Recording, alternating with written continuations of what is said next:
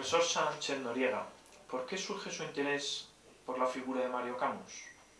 Bueno, era uno de los directores españoles de esa generación del nuevo cine español, una generación muy interesante que empiezan a rodar en los años 60, a principios de los 60, sobre el cual pues no había un especial conocimiento. Había libros y había estudios pues sobre Carlos Saura o sobre Basilio Martín Patino, y sin embargo sobre Mario no había ningún estudio. Y entonces, pues en su momento, cuando estuve haciendo la tesis doctoral, la hice sobre la figura de Mario Camus, para hacer pues lo que es una investigación, un estudio sistemático de una filmografía que ya entonces, en el año 97, ya era amplia, porque es uno de los más productivos, junto con Carlos Saura, que los dos comenzaron prácticamente casi al tiempo, era de los más productivos. ¿Qué aportaciones nos hace el cine de Mario Camus a la cinematografía española?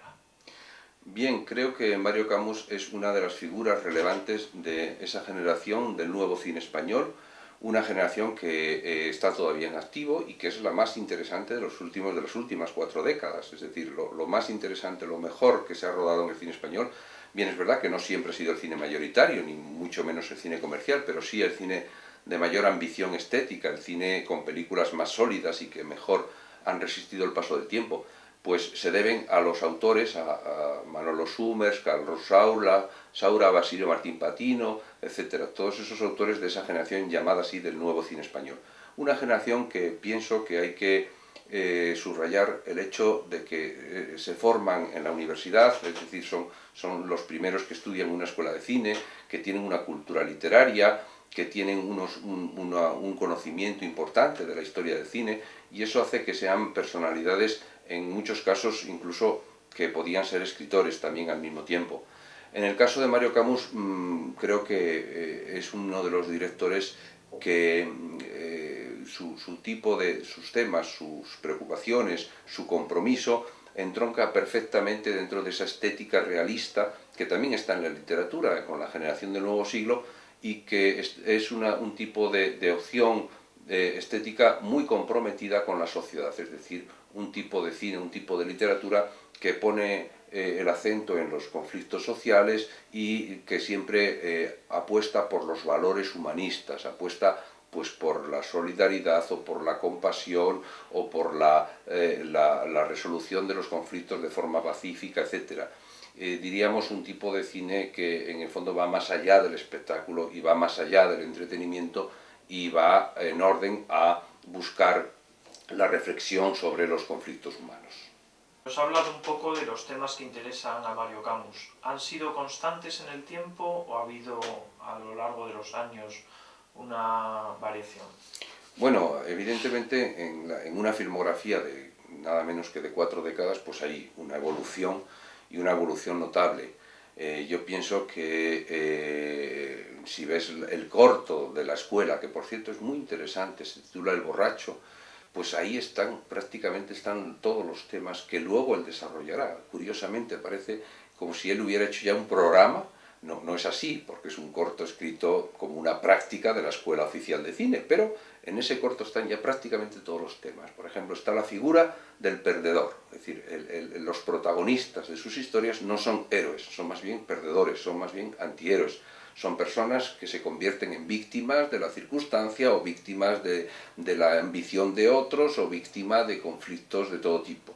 Bien, es verdad que luego en esta filmografía hay películas comerciales que no tienen demasiada trascendencia, pero luego hay películas, por ejemplo, creo que una de las o mejor dicho, un díptico, es decir, 2 películas de las más interesantes que ha hecho Mario Camus, pues se enfrenta al tema del terrorismo, y son Sombras en una batalla y La playa de los galgos.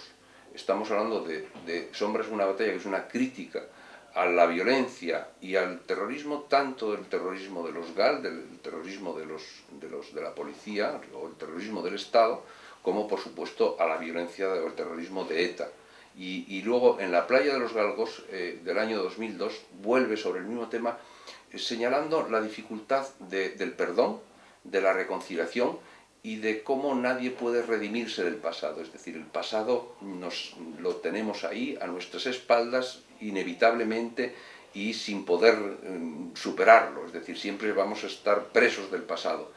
pero incluso en esa película, que es una película de una densidad enorme, una película, digamos, de tinte con tintes shakespearianos, ¿no? Una película de mucha envergadura, pues ahí aparece también la esperanza en un futuro donde los seres humanos pues incluso tenemos que superar hasta nuestras mayores barbaries. ¿Cree que podemos definir el cine de Mario Camus como cine de autor? Hay una notable presencia autoral, es decir, el director es reconocible en los temas, es reconocible en el modo de tratar las historias, es reconocible incluso en las elipsis, en lo que no muestra, ¿no? También.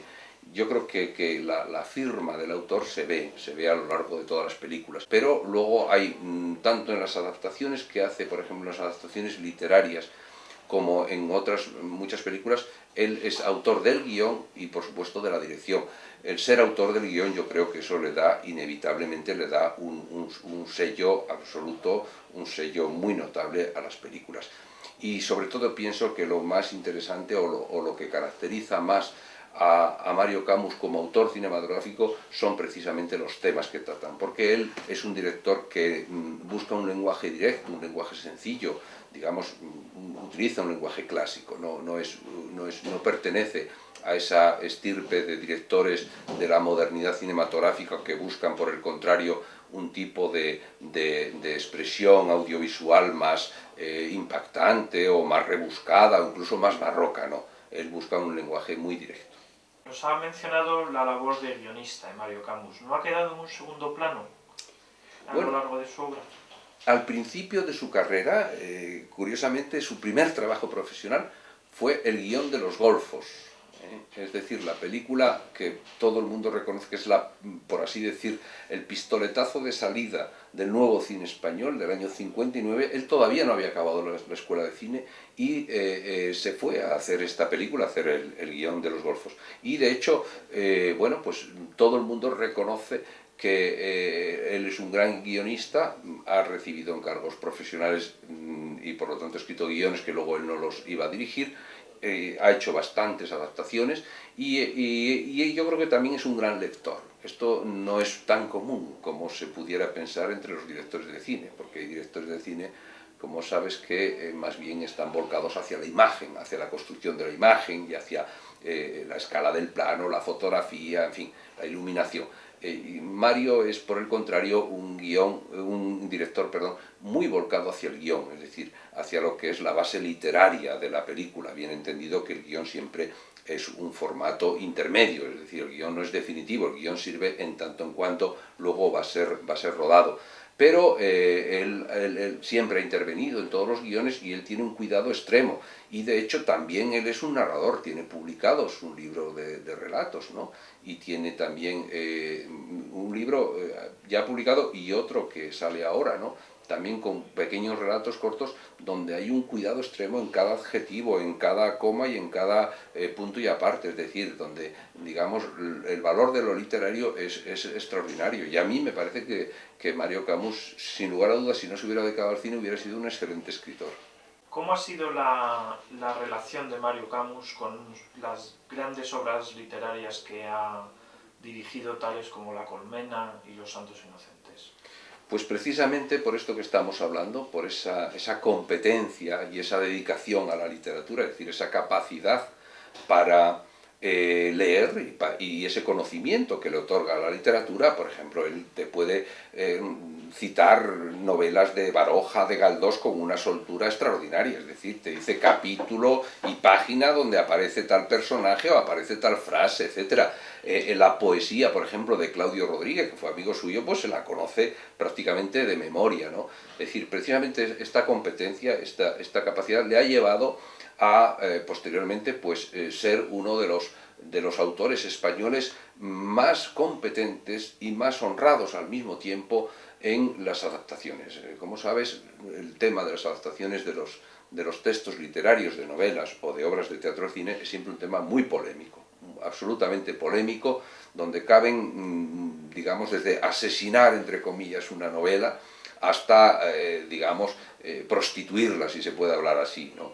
Entonces, Mario, yo creo que en esto él es fiel siempre al autor, es fiel al mundo del autor, al mundo del autor, es decir, al ethos o a la ética y a la estética del autor literario, es decir, él no pretende enmendar la plana al novelista, sino ponerse a su servicio, y al mismo tiempo, lógicamente, él elige al novelista y elige a alguien con quien sintonizar. ¿Qué tipo de autores han sido adaptados en el cine de Mario Camus? Bueno, hay autores clásicos que él conoce bien y además los ha adaptado con un gran éxito. Pienso en Calderón, ¿no? El alcalde, la leyenda del alcalde de Zalamea, que es una película absolutamente moderna en su planteamiento, siendo así que se trata de una obra de teatro, de nuestro teatro clásico, ¿no? Y además está hecha con un brío extraordinario, con unas interpretaciones de Paco Raval y de Fernán Gómez en sus mejores años, y con un reparto magnífico y con una producción muy buena, porque es una película que transcurre en exteriores, a pesar de tratarse de una obra de teatro, transcurre en exteriores por lo menos en el 50% de los planos. Junto a eso también obtiene su reconocimiento la adaptación de La casa de Bernarda Alba, que es, como sabemos, no un clásico, pero sí una obra de teatro de reconocido prestigio, y que ha sido llevada con esa, digamos, desnudez o esa austeridad que requiere el texto de García Lorca, donde las actrices lo son todo y además tenía un plantel también extraordinario. La adaptación que llevó al cine, que llevó a la televisión en una serie de, creo que son algo así como 10 horas, Fortunata y Jacinta, la adaptación de Benito Pérez Galdós, también es algo que todo el mundo ha reconocido como una de las mejores series de televisión de toda la historia. Y junto a eso, pues también tiene autores más modernos. Pienso que el autor con el que más ha sintonizado Mario Camus, y además fue amigo personal, es Ignacio Aldecoa. De Ignacio Aldecoa rueda, la primera película que rueda es un cuento que es Jaume Sánchez. Jaume Sánchez es una historia de un perdedor, de un chico de barrio que pretende triunfar en el mundo del boxeo y se da cuenta de la corrupción que hay, de los engaños, y acaba siendo un fracasado, ¿no? O mejor dicho, acaba abandonando el boxeo, lo cual es un fracaso relativo, pero al menos pudo librarse de esa situación. Es una película de Ignacio del Decoa, sobre el cual vuelve después con El viento solano, y que es una novela que forma parte de una trilogía de Ignacio Aldecoa, y luego con Los pájaros de Baden-Baden, que es otro cuento. Es decir, Ignacio Aldecoa es el autor más adaptado y con quien mejor ha sintonizado. Yo pienso que Mario Camus no tiene especial dificultad con uno u otro autor, sino que él adapta en función de la obra en concreto. Por supuesto, las dos obras cumbres, las dos grandes adaptaciones de Mario Camus son La colmena y Los santos inocentes, que son dos películas hechas a principios de los 80 en un momento especialmente brillante de la carrera de Mario. Es decir, es un momento en que Mario está en una plenitud de creación, en plena forma, y hace esas dos adaptaciones. Dos adaptaciones que son complicadas, cada una a su modo, ¿no? Cada una a su modo. La colmena es una película difícil porque tiene un reparto extraordinario, es decir, tiene muchísimos personajes. Le pasa a la novela. La novela es una novela que el propio Cera dice que son como viñetas tomadas por un fotógrafo, ¿no? Y es decir, no hay un argumento nítido, hay muchos argumentos entremezclados, y eso cuesta mucho trabajo llevarlo al cine. Cuesta muchísimo trabajo porque en el cine resiste difícil en una película de una duración estándar esto. Cosa distinta sería llevarlo a una serie de televisión de muchos capítulos. Sin embargo, ahí tuvo un acierto Mario Camus junto al productor José Luis Dibildos.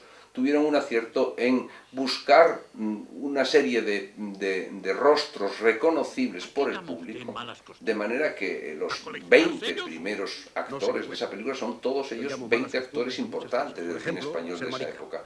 Y eso permite que el espectador reconozca de inmediato a los personajes a través de los actores. De manera que aunque un actor salga muy poco tiempo, rápidamente se le identifica con un personaje. Es una película que, debido a esta dificultad de meter tantas historias en muy poco tiempo, pues las escenas son muy breves, pero sin lugar a dudas tienen un esqueleto dramático perfecto. Y por supuesto, lo que hay es una labor extraordinaria de ambientación, de decorados, de vestuario, la fotografía espléndida, la música también, por supuesto, con las canciones incluso de época. Es decir, es todo un universo, de manera que es de estas películas que incluso se respiran, no solamente es que se ven y se oyen, sino que se respiran, es decir, que el espectador, por así decirlo, se sumerge dentro del mundo propuesto por Cela, por supuesto, que es el mundo de la posguerra española de hambre y miseria, y también el mundo propuesto naturalmente con el que Mario Camus sintoniza, pues porque fue la época casi de su infancia, ¿no? Y por lo tanto, aunque no fuera un conocimiento muy directo, pero sí bastante. En el caso de Los Santos Inocentes, pues la novela de Miguel Delibes es una novela corta, es una novela relativamente pequeña, lo cual facilita bastante su traslación al cine. Pero hay que tener en cuenta que la literatura de Miguel Delibes es una literatura de texto. Es decir, Miguel Delibes es el fraseo, es el vocabulario, es el mundo de sugerencias, es casi una literatura muy poética. Y por lo tanto eso es muy difícil de llevar al cine. Muy difícil porque obviamente el cine no admite los adjetivos. Al cine no puedes trasladar ese vocabulario, por lo menos no del todo.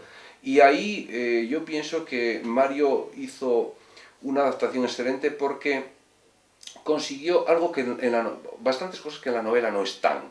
En primer lugar, en Los Santos Inocentes hay una historia en tiempo presente y una historia en tiempo pasado. Entonces, esa historia del tiempo presente es una historia con mucha más esperanza.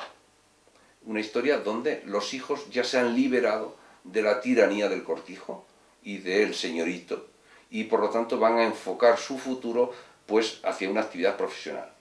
Quirce habla que se va a ir a trabajar a Madrid a un taller mecánico, y su hermana ya trabaja de hecho en una fábrica, es decir, ya es una nueva generación de españoles que no va a depender tanto de aquellos caciques, digamos, del pleno franquismo.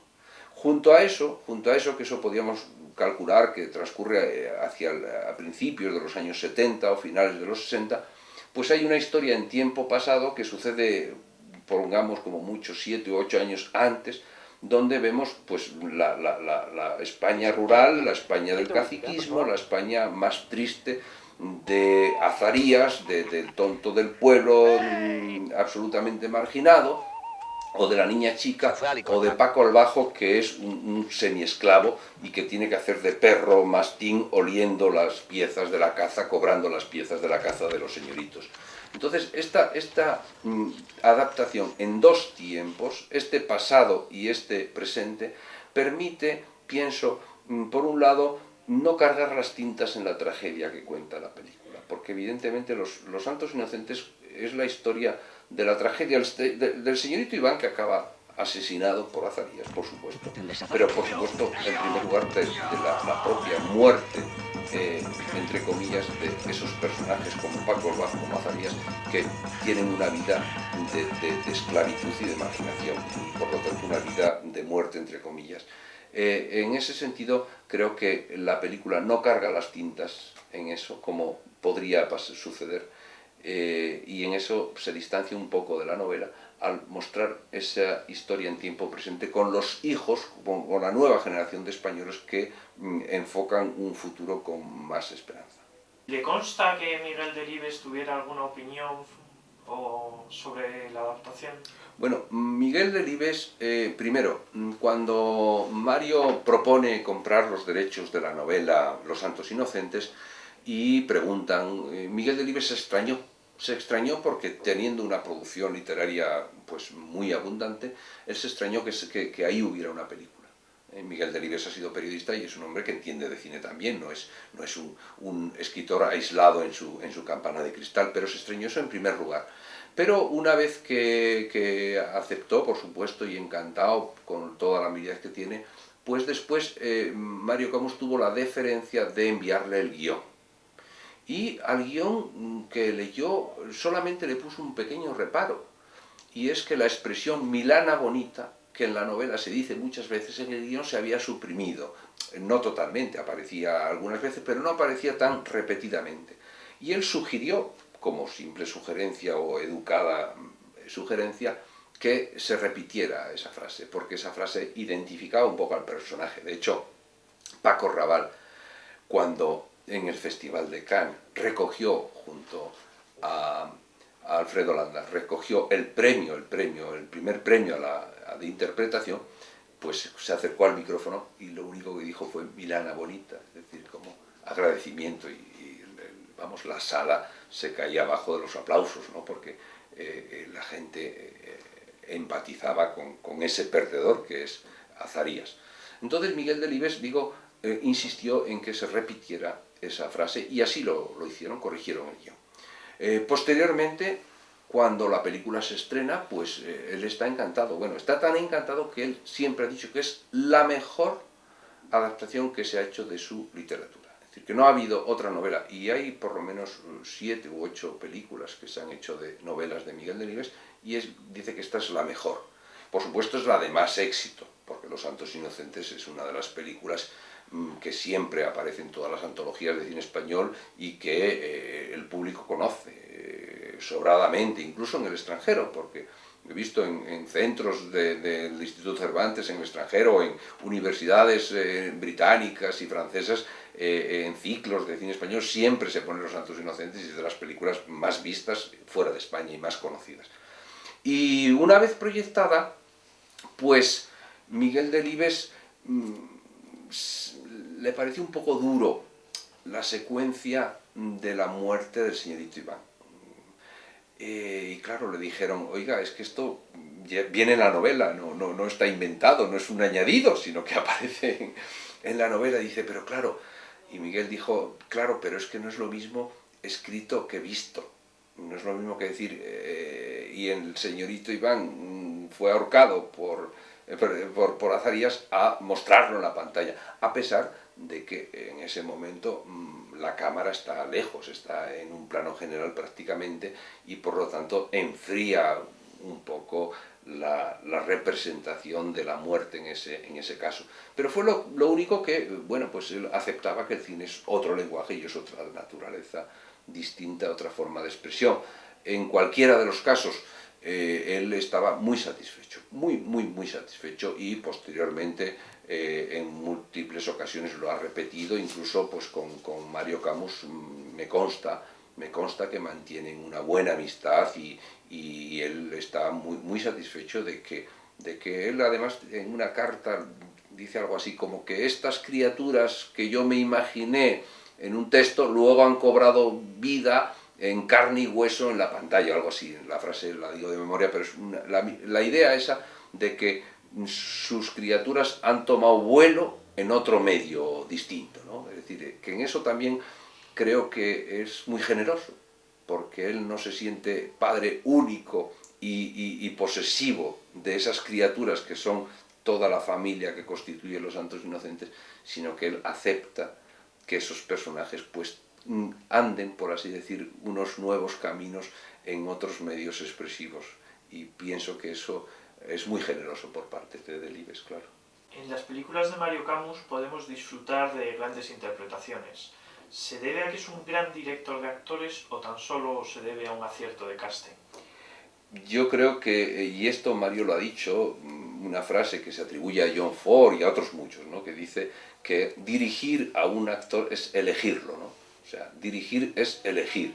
Y efectivamente, creo que él acierta por lo menos en un 90% en los actores que elige. Y luego pienso que es respetuoso. No es, por ejemplo, en su forma de rodar, no exige una precisión en el gesto o en el tono de voz, digamos, hasta tal punto de anular la personalidad del actor, sino que permite que el actor haga aportaciones, y además no exige repetir cada escena de manera que puede cansarlo y puede llegar a que el actor haga aquello de forma mecánica, de forma rutinaria.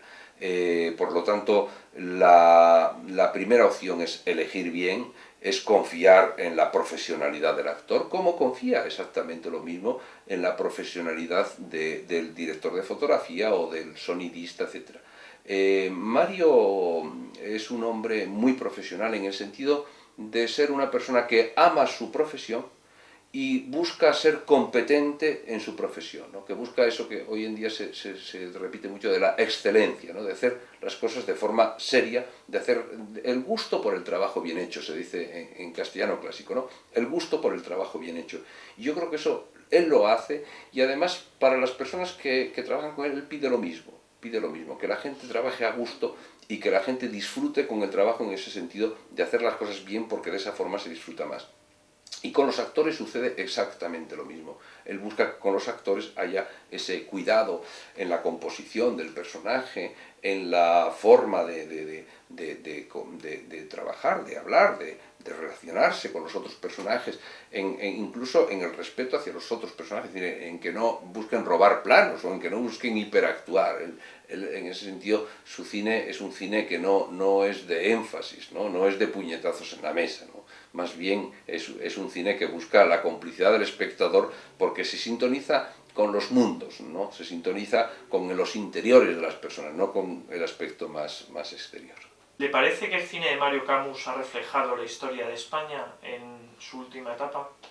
Sí, es curioso, no sé si obedece a un programa, más bien yo pienso que es algo espontáneo, pero si recorremos esta filmografía hay toda una visión del siglo XIX y XX de la historia de España. Concretamente, él hace para televisión Los desastres de la guerra, que es el título goyesco sobre la guerra de la independencia y buena parte del siglo XIX, siglo que también aparece reflejado en Fortunata y Jacinta, en esta historia de Benito Pérez Galdós, recreando los ambientes madrileños y las clases sociales, los conflictos de clase también. Aparece, por supuesto, el primer tercio del siglo en esa magnífica novela y magnífica serie que es La forja de un rebelde, ¿no? Basada en la novela de Arturo Barea, cuyos dos primeros capítulos son prácticamente una maravilla de historia de iniciación, historia de crecimiento, exactamente como dice muy bien el título, la forja de un héroe, ¿no? De un héroe que después es el personaje, porque es autobiográfica, ¿no? De Arturo Barea durante la Guerra Civil, es decir, que aparece incluso la Guerra Civil. Ni que decir tiene que La colmena refleja la posguerra española. La posguerra en el café de Doña Rosa, en la ciudad de Madrid, pero también aparece la posguerra en una de las películas más interesantes, ¿no? Que es Los días del pasado, con el tema de la guerrilla antifranquista, a través de aquella historia magnífica de una maestra interpretada por Pepa Flores, que viaja al norte de España y está entre las montañas, y allí busca a su amor, que es el personaje que interpreta Antonio Gades, y que es un guerrillero que está allí firme para evitar que triunfe la dictadura o que se consolide el poder de la dictadura. Y por supuesto, luego la transición aparece también, pienso que en los dos títulos que he citado sobre los GAL y sobre el terrorismo de ETA también aparece la caída del comunismo y la desesperanza por el fracaso de las utopías igualitarias está presente en Después del sueño, una película pequeña, una película que no tuvo demasiado éxito, pero que creo que es una de las películas más convencidas, ¿no? Y más convincentes de Mario Camus, en el sentido de que es una película que refleja un poco el desengaño de toda utopía, y aparece ahí a través de la historia de un exiliado español que cuando cae el muro de Berlín regresa a España, y bueno, Picasso le había regalado un cuadro y hay una historia semipolicíaca sobre el cuadro, etc. Eso también aparece, es decir, que te pones a mirar a lo largo de esta filmografía y vas viendo que hay distintos hitos, distintos momentos.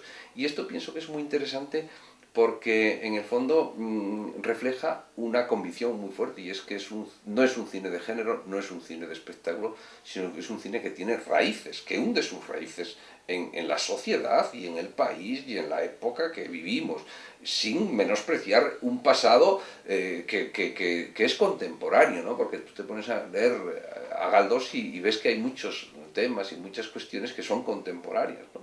Por supuesto, por ejemplo, por no citar todas, pero tampoco quiero que se me quede en el tintero La rusa, que es también otra historia del terrorismo y de los GAL, ¿no? También está ahí presente, es decir, los años de la transición o ciertas historias oscuras durante la transición democrática también aparecen en el cine de Mario. Y Mario luego incluso en las últimas películas, ya de los 90, por ejemplo en Adosados, pues aparecen también las nuevas clases sociales con la mentira, ¿no? Hay una crítica también a la sociedad actual, ¿eh? La mentira, en el afán de dinero, en esa especie de búsqueda de brillo social a todo lo que se hace y del aplauso público, pero al mismo tiempo a costa pues, del pobre ruso, por ejemplo, en Adosados, del pobre ruso que se encuentra ahí tirado en una chabola y que incluso lo llegan a acusar de un crimen que no era tal crimen, de un falso crimen, ¿no?